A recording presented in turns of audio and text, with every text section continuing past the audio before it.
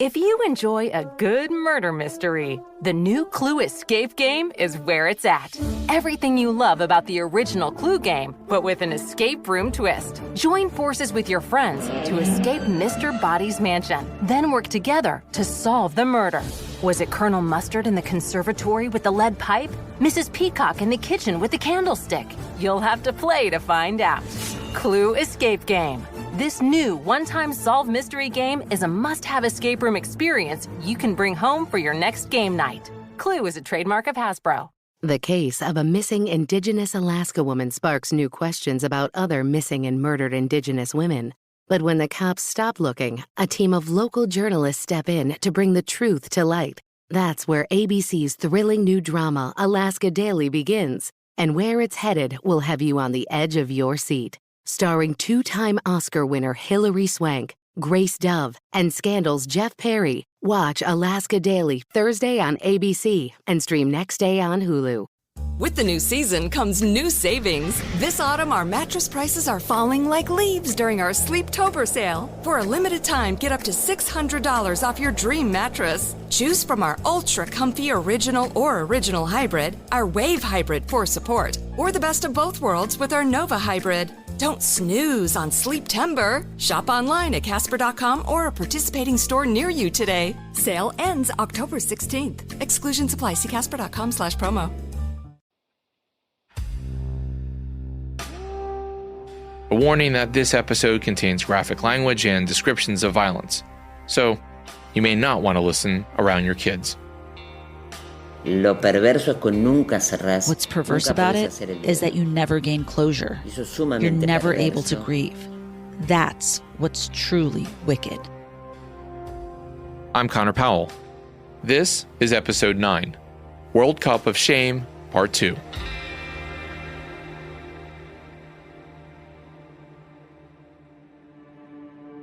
It was the cruelest moment of the day. Day after day after day. That pilgrimage through the heavily guarded doors of a police station, or government building, or detention center, past the signs of the area marked Military Control Zone. Susana Villaflor, like so many other mothers, came every week, sometimes every day, to these bleak government buildings, to ask a simple, yet deeply distressing question. ¿Dónde están? ¿Dónde están? Where are they?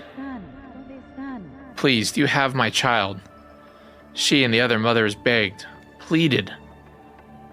The soldiers behind the desk with their polished black boots were smug in their own authority. They loved to brandish it. And yet, with all the power and control they possessed, they couldn't or wouldn't answer that simple question. Where is my child? There's no information, the soldiers barked. Come back another day. The mothers were dismissed time and time again, forced to leave, only to repeat the indignity of that walk, the inhumanity of that request, endlessly. Most families of the disappeared chased rumors in search of a crumb of hope. Understandable, then, that Marita Israel jumped at the news that her sister Teresa, a young human rights lawyer taken in March of 1977, had been seen alive. A woman that had been captive with my sister was released. She was young and pregnant, and she eventually managed to leave the country. But before she did that, she informed us that she had been detained with my sister. So at the time, we still had the expectation that something would happen. Nothing came of the rumor. But it didn't stop Marita from chasing other rumors. What else can you do when your loved one disappears? Disappointment and despair spread like a virus in Argentina. In 1977, the mothers of the disappeared turned to Argentina's Catholic Church for help, only to be told their missing children were a test of their faith. It was a ruthless and merciless brush-off by religious men who made common cause with Argentina's brutal military junta. Then, one day in April of 1977, after months of rejections and dismissals, a small group of women, only about a dozen or so, including Susana Villaflor, quietly walked together, not to a police station, but to the Plaza de Mayo, the main plaza in Buenos Aires.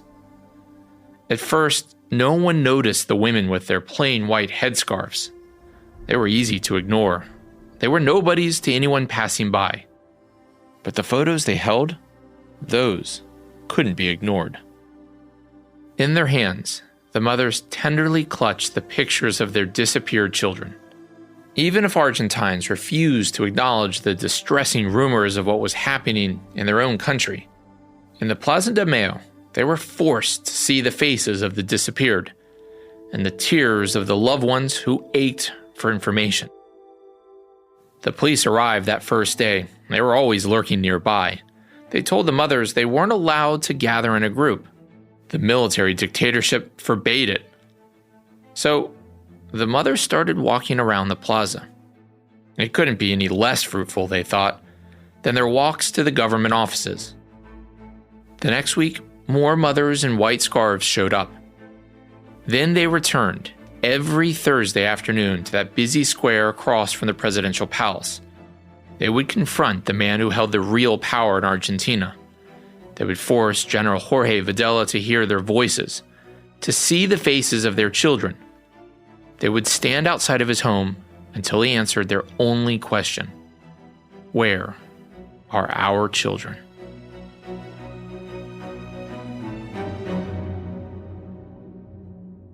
As FIFA and the generals began their final preparations for the World Cup, the junta's vice-like grip on Argentina was only tightening.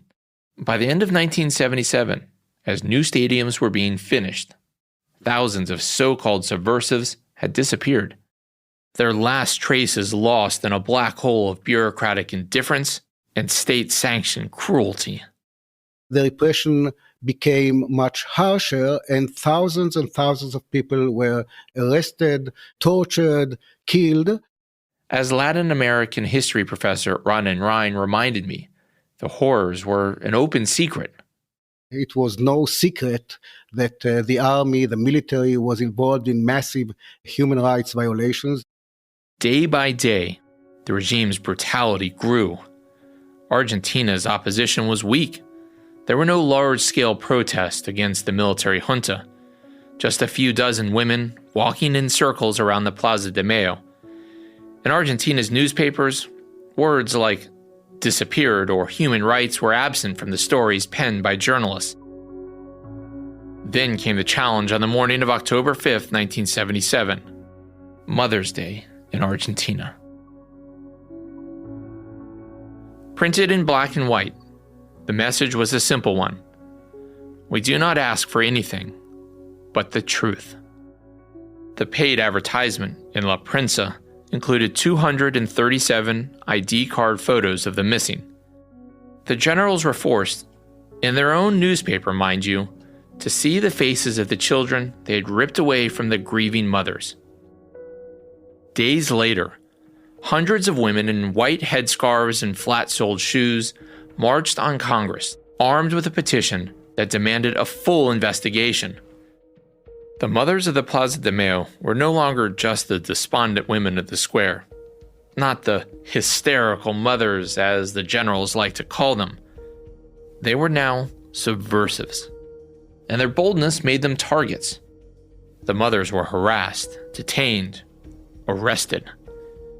On December 10th, they started to disappear.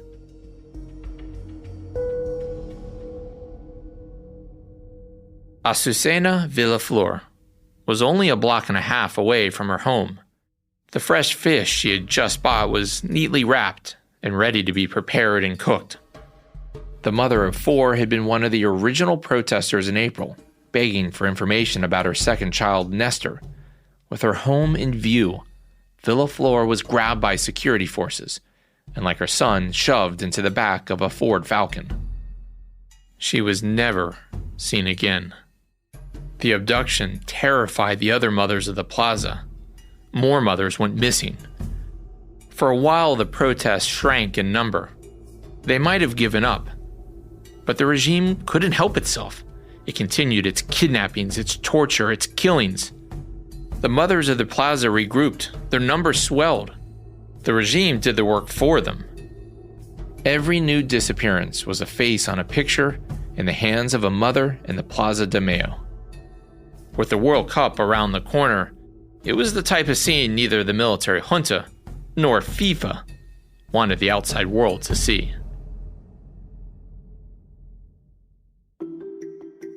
As the 1978 World Cup approached, the families of the disappeared had one more thing to worry about. And as the national side progressed into the second round of play and then the third, their concerns only grew. An Argentinian victory, they feared, would mean the kidnappings, the torture, the murders were somehow justified. Marita Israel explains their fears. We watched from a place where we felt that the best thing that could happen would be that Argentina lose. What we wanted was for Argentina to lose every game as a form of vindication, so the World Cup wasn't as useful for the dictatorship after all. General Videla's governing philosophy was as cruel as it was simple. Many people must die for Argentina to be safe, and a successful World Cup would prove his governing philosophy was working. Shortly after taking power in 1976, Videla met with then U.S. Secretary of State Henry Kissinger, who told him to speed up his dirty war against subversives. Kill them if you must, Kissinger urged, but just do it fast, and preferably before the American Congress caught wind. Some of the world had already started to figure it out. The human rights group Amnesty International published a report just before the 1978 World Cup detailing the horrors of the military junta: torture with cattle prods, jail cells smeared with urine and feces, and perhaps the most terrifying detail of them all, prisoners were drugged and then tossed alive from airplanes into the ocean. This was undoubtedly the bloodiest, the most brutal dictatorship that Argentina had. It was all well documented by a host of human rights groups, pressuring FIFA to relocate the upcoming World Cup. Amnesty International had even issued a warning to FIFA President João Havelange. Sports is not separate from politics. The stadiums of Argentina might appear, if not neutral, at least clean, respectable, civilized, protected. The true Argentina, one of prisons, torture, repression of political opposition, will be carefully hidden and denied. Amnesty International. At the same time, groups in Europe mobilized to pressure FIFA. The French newspaper Le Monde was the first to call for a boycott. Domestic football associations in Germany, France, and Holland were also pressured to withdraw from the tournament. Some suggested moving it. Brazil and Belgium were quietly put forward as alternative host countries. FIFA President João Havelange wouldn't hear of it. FIFA stayed the course. Havelange and Adidas CEO Horst Dassler were committed to keeping the 1978 World Cup in Argentina. Here's historian John Sugden. They didn't see it as their job to pressure the country that was hosting the World Cup. They didn't see that as their business. And of course, it matches their intention to keep politics out of sport. It was a way of ignoring it. West Germany's left back Paul Breitner pulled out of the tournament on moral grounds. But he was the only player of note to do so. From FIFA's point of view, getting involved in the messy world of human rights and democratic advocacy were roadblocks to success. FIFA was in the business of making money, not taking political action. Just as former FIFA president Stanley Rouse had canoodled with Chile's dictator and steered FIFA away from confronting apartheid in South Africa, FIFA's new president João Havelange barreled ahead. As soccer fans from around the world gathered in Buenos Aires for the start of the 11th FIFA World Cup in June of 1978, the military junta had never been stronger. They mocked calls for human rights. "We are human, and we are right," became the unofficial slogan of the military junta. We are human, and we are right. Kind of makes your skin crawl even today. None of it mattered for FIFA's president. In the face of all of that pressure, Havelange doubled down on Argentina.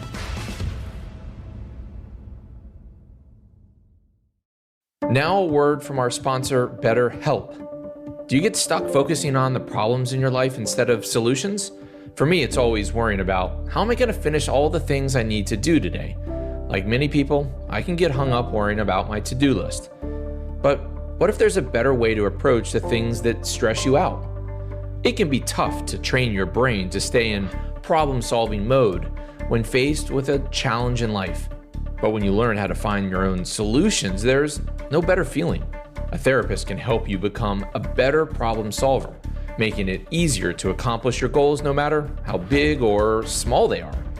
If you're thinking about giving therapy a try, BetterHelp is a great option. It's really easy.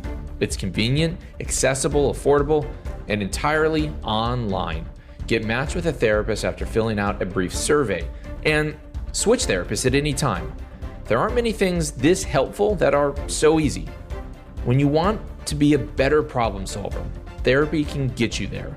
Visit betterhelp.com/soccer today to get 10% off your first month. That's betterhelp.com/soccer. We know you enjoy listening to podcasts. I mean, you're here, aren't you? But what else do you enjoy? Murder mysteries? Escape rooms? Game nights? If you're fanatically shaking your head yes, then you have to check out the new Clue escape game. Yes, Clue. Like what you've played and loved as a kid and probably still have in your game closet today, but with a cool new escape room twist. The new Clue escape game has the rooms, the weapons, and the characters you love. Miss Scarlet, Professor Plum, Colonel Mustard, and more. The game starts out as an innocent evening at Mr. Body's mansion, but then quickly turns into a whodunit. You have to crack puzzles, gather clues, and escape the mansion before the police arrive. Then, join forces with the other players to figure out who killed Mr. Body, where they did it, and with what weapon. This new one-time solve mystery game is a must-have escape room experience you can bring home for your next game night. So buy the Clue escape game now. Clue is a trademark of Hasbro. Imagine you finally buy the house of your dreams in the suburbs of New Jersey and get to move there with your 2 kids. It should be everything you dreamed of. When suddenly, right after you move in, you receive a mysterious letter that says, "Dearest new neighbor at 657 Boulevard, allow me to welcome you to the neighborhood. Do you know the history of the house? I've been put in charge of watching and waiting for its second coming. This message will not be the last. I am the watcher. 657 Boulevard is my obsession, and now you are too." Believe it or not, this is the insane story of The Watcher, the new Netflix show from Ryan Murphy and Netflix. Naomi Watts and Bobby Cannavale play the married couple who have finally achieved their dream of buying a beautiful family home in New Jersey, sold to them by realtor Karen Calhoun, played by Jennifer Coolidge. Their dream soon becomes a nightmare as each new letter from The Watcher arrives. Will they find out who's behind the letters or be driven out of their home? October 13th, only on Netflix. In the converted cells of the Buenos Aires Navy Training School, the muffled sounds of FIFA's opening ceremony could be heard.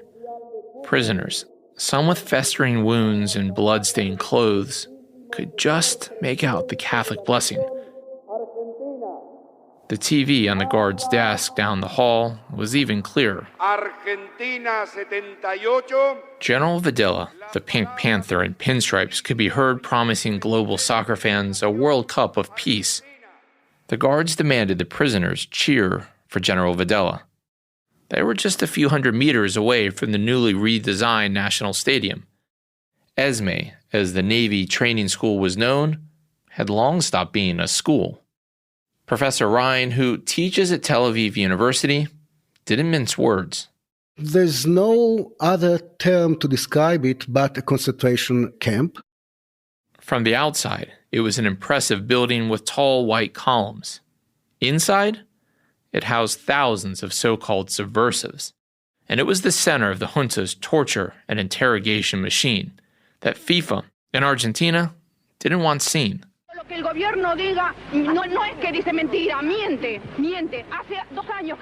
mothers of the plaza tried to make their voices heard in the opening days of the 1978 tournament, but foreign journalists who tried to interview them were harassed and chased off.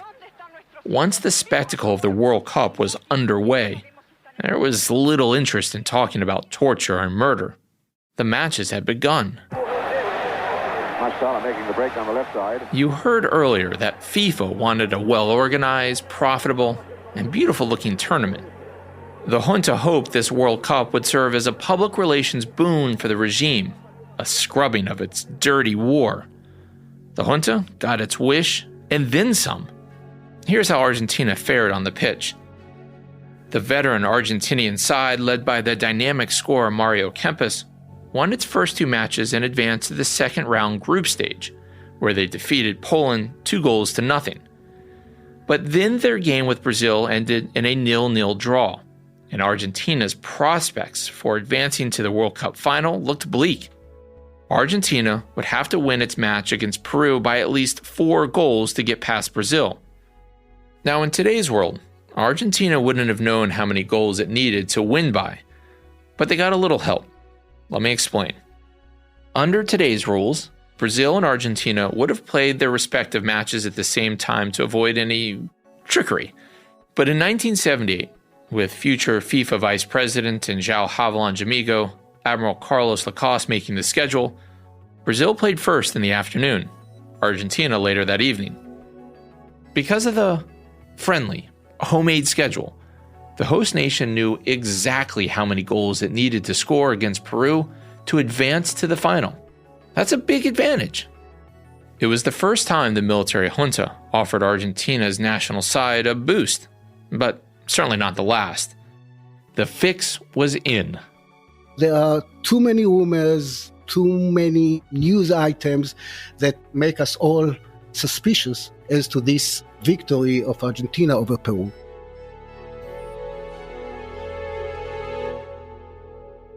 It was supposed to be the most important soccer match of their lives. But all anyone on the bus could think about was, where the f*** are we? They screamed at the driver, how much longer? The Argentine driver blamed the delay on a few mistaken turns. He was either exceptionally stupid or intentionally making them late. Maybe both. The trip was supposed to take 25 minutes, and after 2 hours on the bus, Peru's national team was no closer to Rosario's Central Stadium than when they left the hotel. There was barely any traffic on the road. Everyone in the city of Rosario, like the rest of the country, were at home to watch the semifinal match with Argentina. Peru's semifinal match against Argentina. Well, they even have a chance to warm up. Some took long drags on their cigarettes. It was the 70s, folks, and soccer players even smoked on the sidelines. Many of Peru's players were already pissed off even before they set foot on the bus. They were tired and exhausted and increasingly nervous. The night before, the Argentines made sure they had all the advantages of home soil. Hotel security guards, actually Argentinian soldiers, quietly disappeared in the night, only to be replaced by dozens of fans, shouting, singing, honking car horns, and banging on pots and pans. The noise lasted well into the evening. Now, the Peruvians were used to these types of pre-match antics. Every soccer player on the road has been woken up by opposing fans. But the reason you get to the stadium early is to warm up and to rest. On the day of their most important match ever as players, Peru's national team, lost in a black hole of a bus ride, wouldn't get the opportunity to do either. And this was just the start of the dirty tricks the military junta would pull to make sure their team won.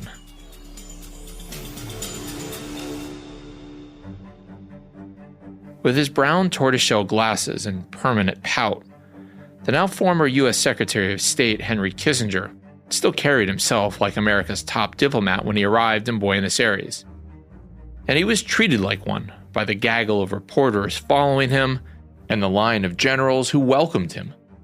Kissinger lost the role of Secretary of State when Jimmy Carter was elected in 1976, but he still carried a great deal of influence. "I've always wanted to visit Argentina," he told reporters in his famously gruff and almost guttural voice. "I can see that Buenos Aires is simply dazzling," he added for good measure. The Argentines, desperate for approval, lapped it up. A lifelong soccer fan who had attended multiple World Cup finals, Kissinger's trip to Argentina was a mix of business and pleasure. For days, he was photographed around town, meeting with celebrities, businessmen, and politicians. If the only thing missing from the World Cup was the official U.S. government seal of approval, the ruling junta made sure everyone in Argentina knew Kissinger had given them his support. His trip had been meticulously planned by Argentina's generals. Kissinger was, after all, the guest of honor. So when the doors to the locker room swung open, deep down in the bowels of Rosario's Central Stadium, there was stunned silence. Everyone in Peru's locker room was scrambling to get ready. The noise from the crowd shook the dressing room walls. The Peruvians had finally arrived at the stadium just an hour before kickoff. Then someone, no one remembers who, realized they were standing face to face with Argentina's dictator, General Videla. What is he doing here? Then they saw those tortoiseshell glasses, that infamous pout. But then I saw Kissinger and I thought, what's Henry Kissinger doing here? It was unsettling, to say the least. Peru's star player, Jose Velasquez, remembers that bizarre meeting. He told the British broadcaster Channel 4, "We started looking at each other and wondering, shouldn't they have gone to the Argentine room, not our room? What's going on? I mean, they wished us luck. Why? It left us wondering." Even in 1978, both Videla and Kissinger had, not quite I wouldn't want to meet them in a dark alley reputations, but more, I don't really want to meet their associates in a dark alley reputations. In front of the camera, both men were all smiles. Another Peruvian player, Hector Chumpitas, told Channel 4 that Videla rambled on about the brotherly spirit of sport that all South Americans supposedly shared. Videla and Kissinger came into our dressing room. It seemed like they were just there to greet us and welcome us. They also said they hoped it would be a good game, because there was a great deal of anticipation amongst the Argentinian public. Respectful platitudes aside, there was also a not-so-subtle, darker message. A threat that really took a while to sink in. Juan Carlos Oblitas told FIFA.com about it decades later. I was changing and I didn't give it much importance. I gave it much more importance later when I thought about it. General Videla read a letter out loud from Peru's own military strongman, General Francisco Morales Bermudez, which referenced the mutual cooperation between Argentina and Peru. General Videla then looked at the Peruvian players and added ominously that he hoped things turned out well, and then he turned and left.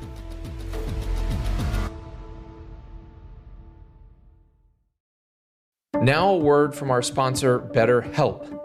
Do you get stuck focusing on the problems in your life instead of solutions? For me, it's always worrying about, how am I going to finish all the things I need to do today? Like many people, I can get hung up worrying about my to-do list. But what if there's a better way to approach the things that stress you out? It can be tough to train your brain to stay in problem-solving mode when faced with a challenge in life. But when you learn how to find your own solutions, there's no better feeling. A therapist can help you become a better problem solver, making it easier to accomplish your goals no matter how big or small they are. If you're thinking about giving therapy a try, BetterHelp is a great option. It's really easy. It's convenient, accessible, affordable, and entirely online. Get matched with a therapist after filling out a brief survey, and switch therapists at any time. There aren't many things this helpful that are so easy. When you want to be a better problem solver, therapy can get you there. Visit betterhelp.com/soccer today to get 10% off your first month. That's betterhelp.com/soccer. We know you enjoy listening to podcasts. I mean, you're here, aren't you? But what else do you enjoy? Murder mysteries? Escape rooms? Game nights? If you're fanatically shaking your head yes, then you have to check out the new Clue escape game. Yes, Clue. Like what you've played and loved as a kid and probably still have in your game closet today, but with a cool new escape room twist. The new Clue escape game has the rooms, the weapons, and the characters you love. Miss Scarlet, Professor Plum, Colonel Mustard, and more.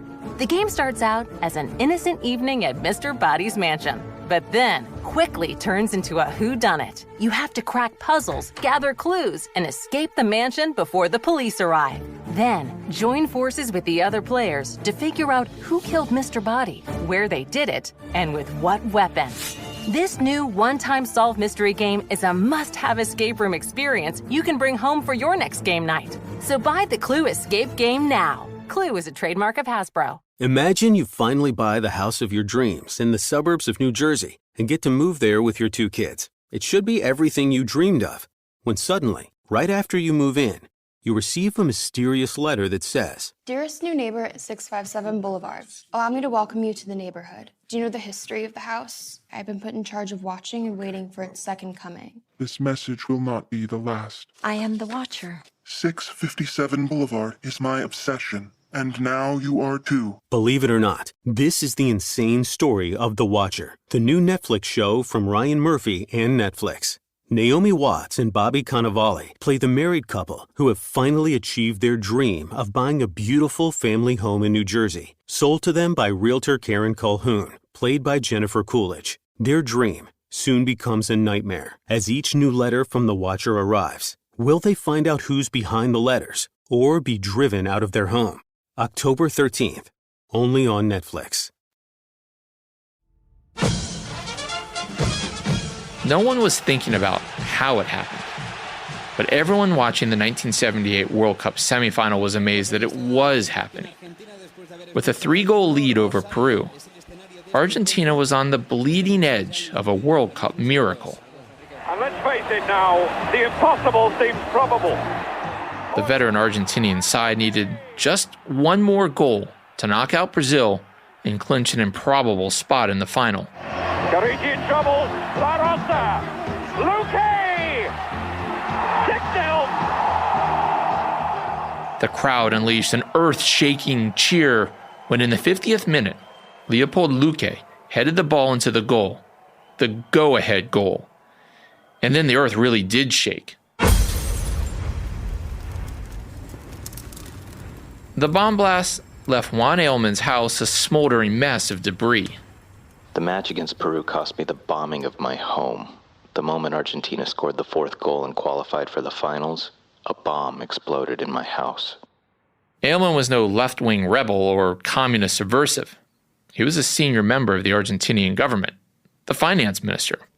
But he'd opposed the military's wasteful World Cup spending, earning him the wrath of Admiral Massera and Captain Lacoste. A present from Massera because I had criticized the enormous amount of money spent on the World Cup.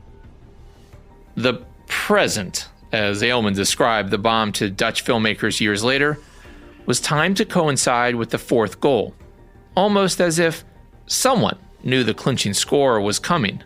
It seems almost obvious that Argentina put such a pressure on Peru, and the Peruvian had no choice but, in a way, to allow Argentina not just to win, but win 6-0.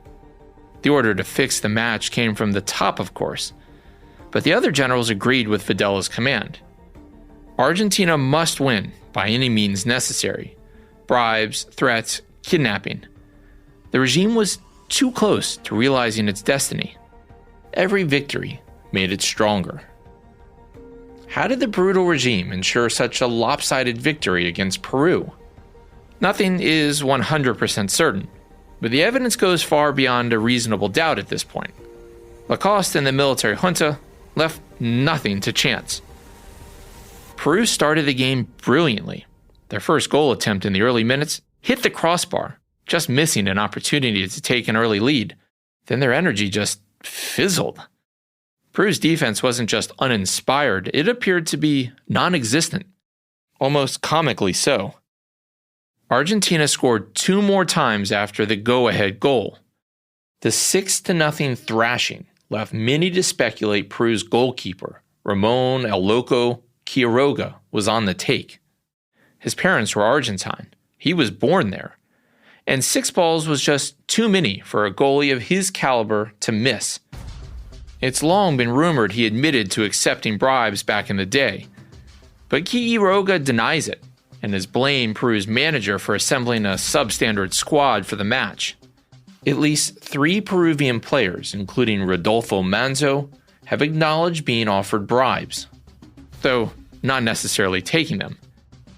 In 1986, British newspaper The Sunday Times reported Argentina's ruling junta offered Peru's dictator a deal he couldn't resist to throw the match: weapons, 35,000 tons of grain, and a $50 million line of credit. The evidence here is circumstantial, but it isn't some barstool conspiracy theory either. Pressured? Yes, we were pressured. What kind of pressure? Pressure from the government. From the government to the managers of the team, from the managers of the team to the coaches. That's Jose Velasquez, one of Peru's star players, telling the UK's Channel 4 News he believes the Peruvian government ordered his substitution. It was an unusual move in a crucial game. Something happened. Our team was changed. I was dropped after 10 minutes in the second half when we were already losing by 2 goals. There was no reason to change me. I was always a key player. So what can one think?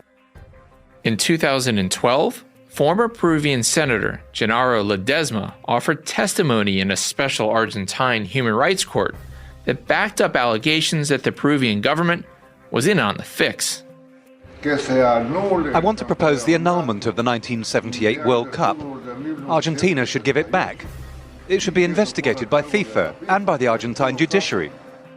At the time, Ledesma was a progressive labor activist in Peru. He claimed he was one of 13 people abducted by Peru's military regime and sent to Argentina. Again, Channel 4 with the interview. Peru sent its political prisoners to Argentina in order to disappear them.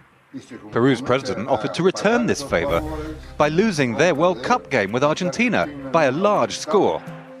In addition to his testimony in court, he signed an affidavit under penalty of perjury, meaning the evidence of a fix is a bit more than circumstantial. Look, Argentina was likely always going to defeat Peru. They were the better side. But winning by 4 goals was a monumental task. Only 2 other teams had won by such a margin: Germany over Mexico and the Netherlands over Austria. Winning by 6, with all the rumors and accusations, it starts to look a little, well, ridiculous. And for a regime willing to kill anyone to retain power, what's a little match fixing?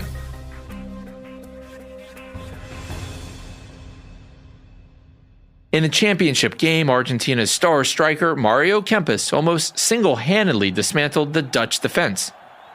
Kempes scored twice, including the winning goal in the 105th minute. Argentina, the underdogs, the home team, won 3-1.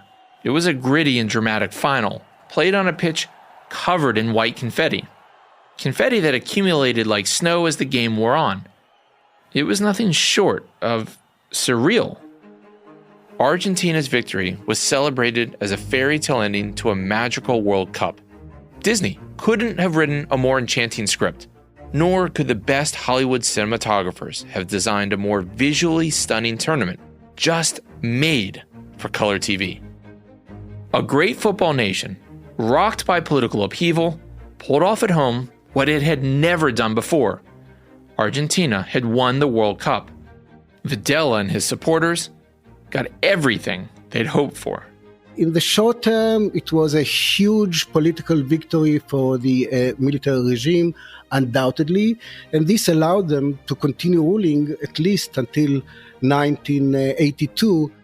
Congratulations poured in from around the world. Argentina had overcome the naysayers, the critics, the human rights activists. And former U.S. Secretary of State Henry Kissinger was on hand to congratulate his dear friend, General Jorge Videla. FIFA was over the moon at how well the tournament was run. The ruling military junta basked in the global praise.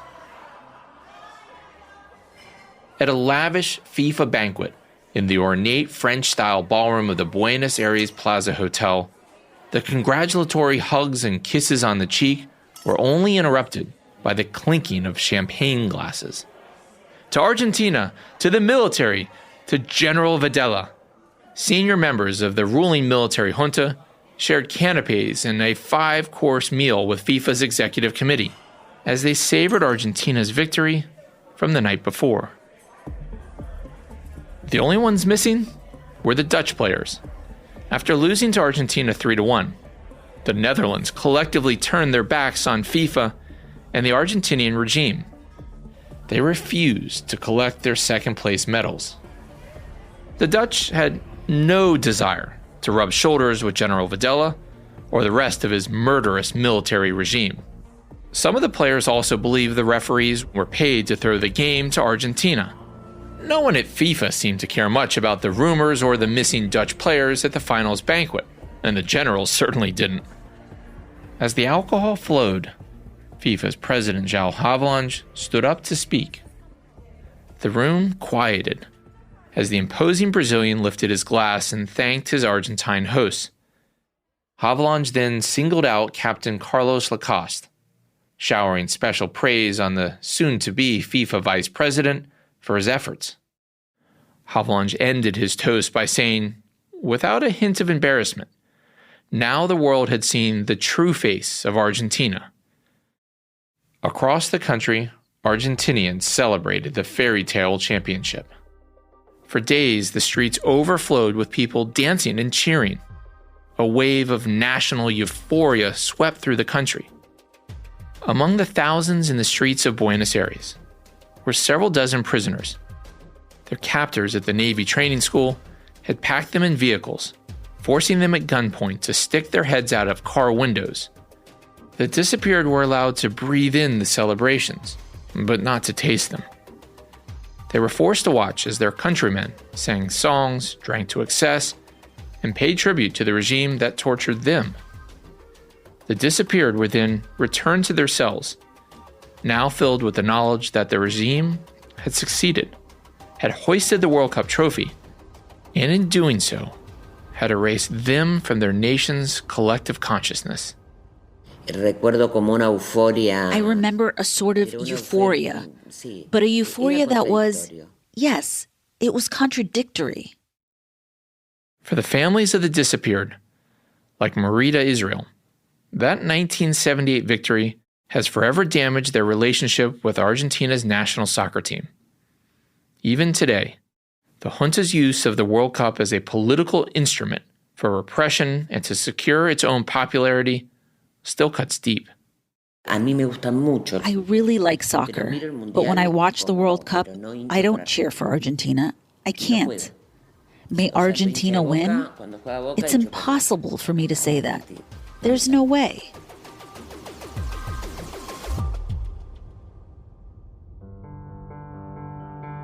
The Argentinian journalist Ezequiel Fernandez Mores described the 1978 World Cup as the most obvious political manipulation suffered by sports since the 1936 Olympic Games in Nazi Germany.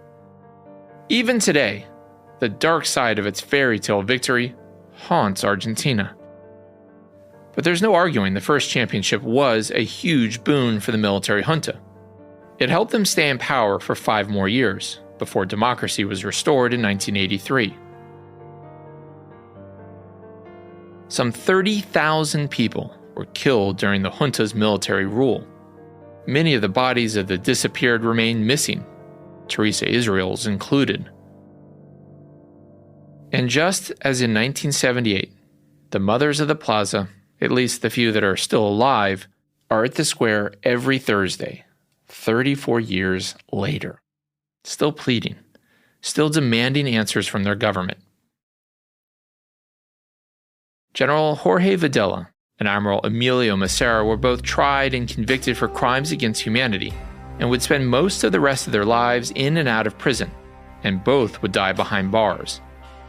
Vice Admiral Carlos Lacoste would later become a key member of FIFA's executive committee and a close ally of João Havelange. Lacoste would later be forced to step down from FIFA in 1984 because of a long list of criminal charges he faced in Argentina, including the murder of General Actis, his predecessor on the 1978 World Cup Organizing Committee. João Havelange would remain FIFA's president until 1998. He used a considerable amount of his own political power to try and keep Lacoste from ever seeing the inside of a prison. The shame of World Cup 78 is hard to calculate. The institutional rot that let it happen, that's easier to figure. On the next episode of The Lords of Soccer. you'll see a direct line between FIFA's approach to Argentina and what happened in Brazil when the World Cup arrived in 2014.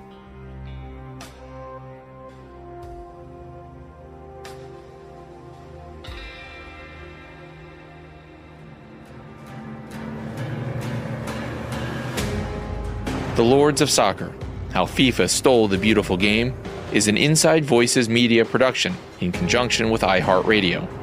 The series was written and executive produced by Gary Scott and me, Connor Powell. Special thanks to Paige Nichols, who helped produce this episode and conducted interviews in Argentina for us. And thanks to Atia Bowie for voicing our translations. And special thanks to Donna Carney, who produced our interviews in Israel. Logan Heftel and Katie McMurrin provided the sound design with assistance from JC Swadek and Jake Bluenote. Alec Cowan is our associate producer, and Jeffrey Katz was our story editor. Our fact checker is Alexa O'Brien. And thanks to Miles Gray, who produced this series for iHeartRadio. If you have any comments or questions, please reach out. You can find us on Twitter. I'm at Connor M. Powell, and Gary is at Gary Robert Scott. And if you have any stories about FIFA, let us know. If you like what you hear, please give us a shout out at the hashtag Lords of Soccer.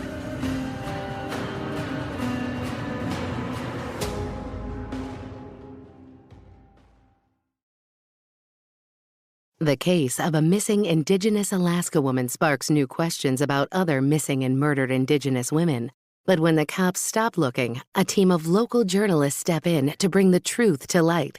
That's where ABC's thrilling new drama, Alaska Daily, begins. And where it's headed will have you on the edge of your seat. Starring two-time Oscar winner Hilary Swank, Grace Dove, and Scandal's Jeff Perry. Watch Alaska Daily Thursday on ABC and stream next day on Hulu. What if you could quite literally change the world? You can at Novavax. Novavax is seeking innovators, game changers, and difference makers with a passion for global public health. Explore Novavax.com/careers to see if you have what it takes to be Novolutionary.